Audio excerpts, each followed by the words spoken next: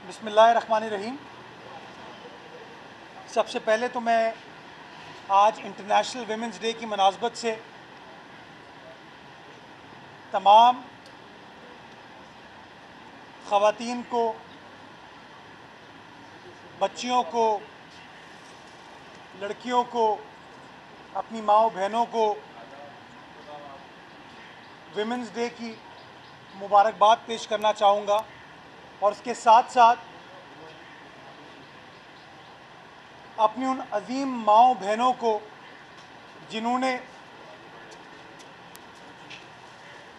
बड़ी जिद्दोजहद की है ख़वातीन को अपने हुकूक दिलवाने के लिए, मैं उनको भी खिराज तहसीन पेश करना चाहूँगा कि उनकी अनथक मेहनत, उनकी काविशों की वजह से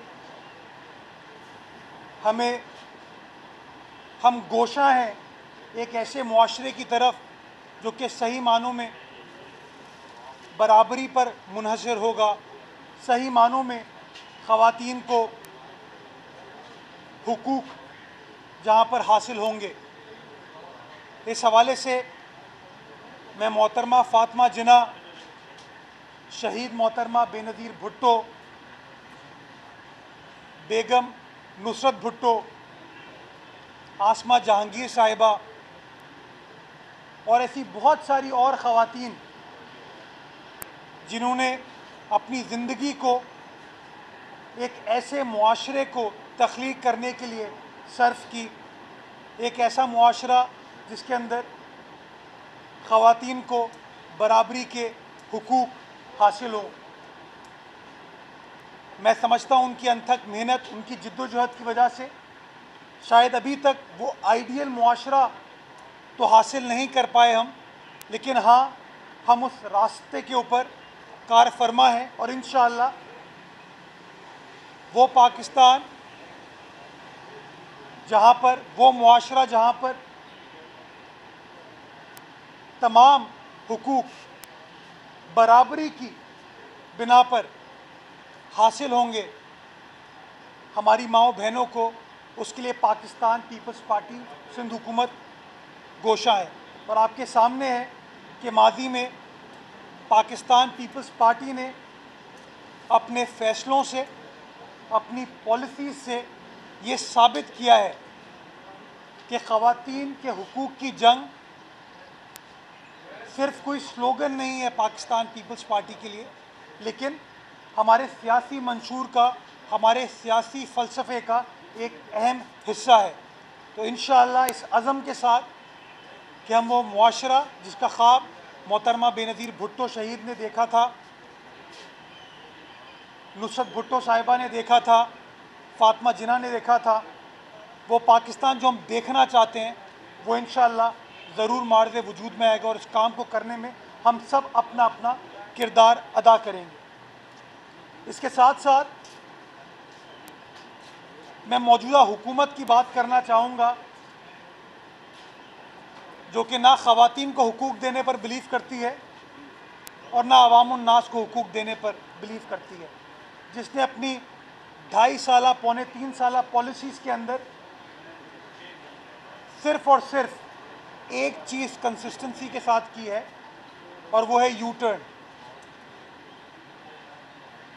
सिर्फ खान साहब की खुशनुदी के लिए, खान साहब को मजबूत बनाने के लिए पॉलिसीज़ बनाई, पॉलिसीज़ का ऐलान किया, लेकिन ख़वातीन के लिए क्या होना चाहिए, बच्चों के लिए क्या होना चाहिए, मज़दूरों के लिए क्या होना चाहिए, गरीबों के लिए, हारियों के लिए क्या करना चाहिए, कोई इस तरह की चीज़ इस मौजूदा हुकूमत ने नहीं की। और अफसोस के साथ मुझे कहना पड़ता है कि वो लोग जो कि IMF की हुकूमत की जंग लड़ रहे हैं, IMF के निज़ाम की जंग लड़ रहे हैं, वो हुकूमत जो बार बार कहती है कि हमने पाकिस्तान की मईशत को अपने पैरों पर खड़ा कर दिया है, पाकिस्तान की मईशत मजबूत हो गई और सही सिमत की तरफ जा रही है। मैं उन लोगों से सवाल पूछना चाहूँगा कि अगर मईशत सही सिमत में जा रही होती तो क्या महंगाई में 8.7% फरवरी के महीने में इजाफा हुआ होता, ये आज के अखबारों में खबर नशर की गई है कि 8.7% ज़रूरी अशिया की कीमतों में इजाफा हुआ है। एक तरफ आप कहते हैं खान साहब ने मईशत को मुस्तहकम कर दिया है, आप कहते हैं खान साहब ने पाकिस्तान की मईशत को अपने पैरों पर खड़ा कर दिया है, और दूसरी तरफ महंगाई का तूफान एक आम आदमी को जकड़ के रखा हुआ है। चाहे मुर्गी हो, बिजली हो, गैस हो, दालें हो, घी हो, फल हो, बच्चों के कपड़े हो, हर चीज़ के अंदर कीमतों में इजाफा हो रहा है, महंगाई में इजाफा हो रहा है।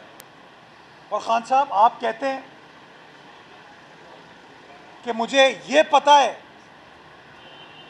कि लोगों ने वोट कितने में बेचा। वज़ीर आज़म साहब, क्या आपको पता है चीनी का क्या रेट हो गया है? उस चीनी का जिसका आपने 80 रुपये किलो पे नोटिस लिया था, कल उसकी कीमत 110 रुपये किलो थी। क्या आपको मुर्गी का रेट पता है? घी का रेट पता है? अद्वियात का रेट पता है? खान साहब, आपकी जो बुनियादी जिम्मेदारी है, मेरे कप्तान, मेरे वज़ीर आज़म, आपकी जो बुनियादी जिम्मेदारी है, जिसका वादा आपने पाकिस्तान की आवाम से किया था, वो वादा ये था कि आप महंगाई को ख़त्म करेंगे। और मैं समझता हूँ कि आपने 2.5-3 सालों में महंगाई को ख़त्म नहीं किया, गुर्बत को ख़त्म नहीं किया, लेकिन हाँ, आप गरीब आदमी को ख़त्म करने की तरफ कोशा हैं।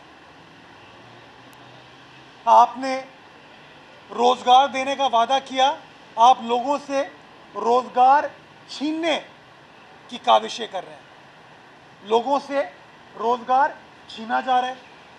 ये कैसी मईशत है जिसमें आप कहते हैं कि मईशत पैरों पर खड़ी है, लेकिन महंगाई, बेरोज़गारी आपसे कंट्रोल नहीं हो रही। फिर आप कहते हैं कि मुल्क सही सिमत में गामजन है। बार बार आप balance of trade, balance of payment की बात करते हैं। पिछले 3 माह में पाकिस्तान की इंपोर्ट्स में अनप्रेसिडेंटेड इजाफा हुआ है। पिछले 3 माह में आप वज़ीर आज़म हैं, आपकी हुकूमत है, आपकी वफाकी हुकूमत है।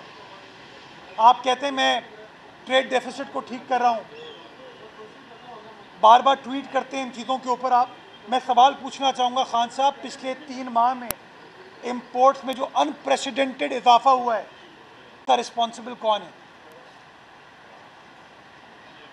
फरवरी के महीने में एक्सपोर्ट्स में कमी आई है,